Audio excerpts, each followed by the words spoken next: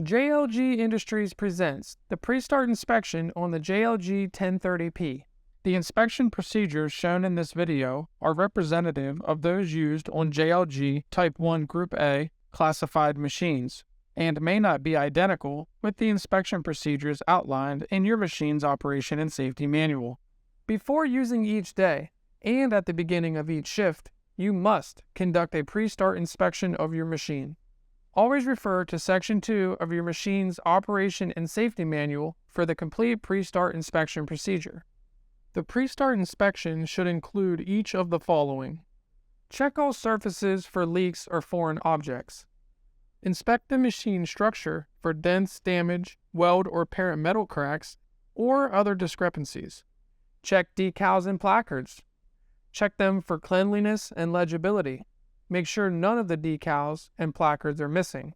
The Operation and Safety Manual. Make sure a copy of the Operation and Safety Manual, AEM Safety Manual, and ANSI Manual of Responsibilities is enclosed in the weather-resistant manual storage container. Next, using your Operation and Safety Manual, perform a walk-around inspection of your machine. Begin the walk-around inspection at Item 1 and continue around the machine and check each item on the list. Inspection note.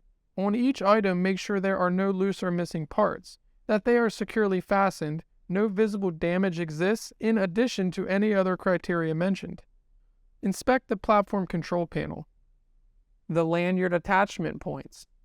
Check the rear wheels with auto-locking brakes. Battery.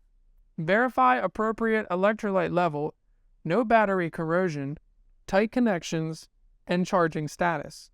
Static strap. Make sure there are no loose or missing parts. It is securely fastened and has no visible damage. Inspect the battery isolator. Ensure the bubble level indicator is clean, secure, and responsive to movement. The gate and the gate latch. Ensure the entry gate swings freely and that the latch closes. The swivel caster wheels.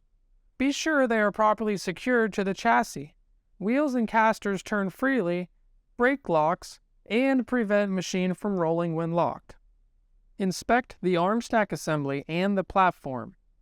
On each item, make sure there are no loose or missing parts. They are securely fastened, no visible damage exists in addition to any other criteria mentioned. Check the emergency stop buttons. Push in to switch off, rotate and pull out to switch on. Inspect the hydraulic system, emergency lowering valve, and battery charger located under the cover. Check the hydraulic oil level in reservoir. Check hydraulic lines for oil leaks. Ensure hydraulic connections are tight and undamaged. Ensure the emergency lowering valve is closed before machine operation. Finally, check the battery charger and the ground control panel. Make sure there are no loose or missing parts. They are securely fastened. No visible damage exists in addition to any other criteria mentioned. Once the walk-around inspection is complete, perform a function check of all systems in an area free of overhead and ground level obstructions. If at any time you discover any damage or discrepancy, remove the machine from service, report the problem to the proper personnel, and do not operate the machine until it is declared safe for operation. To perform a function check, position the machine on a firm and level surface. Ensure all wheels are in contact with the supporting surface. Lock the front caster wheels to prevent the machine from rolling. Next, power up the machine. Ensure the emergency stop button at the ground controls shuts off power when pressed. From the ground controls, raise and lower the platform 2 or 3 feet several times. Check for smooth elevation and lowering of the platform.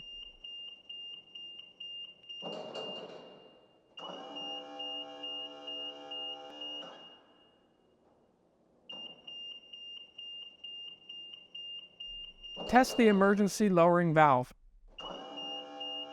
Elevate the platform several feet so the red knob on the cylinder is accessible. Remove the ground control panel cover, then locate the red emergency lowering valve. Pull and twist the red knob to open the valve. Locate the red knob on the cylinder and press it. The platform will begin to descend.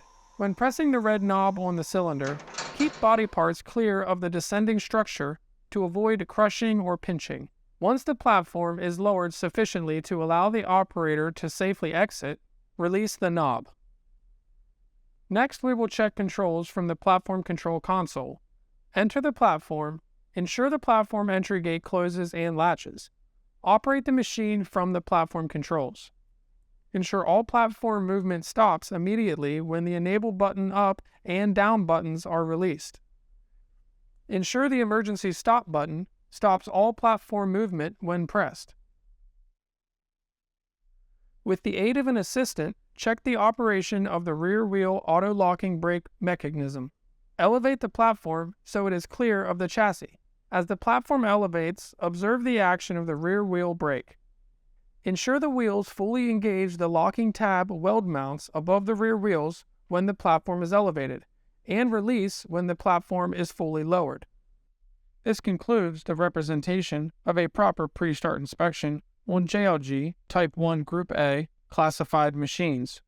If you require further clarification on how to conduct a pre-start inspection of your machine, contact our Product Safety and Reliability Department at 1-877-JLG-SAFE.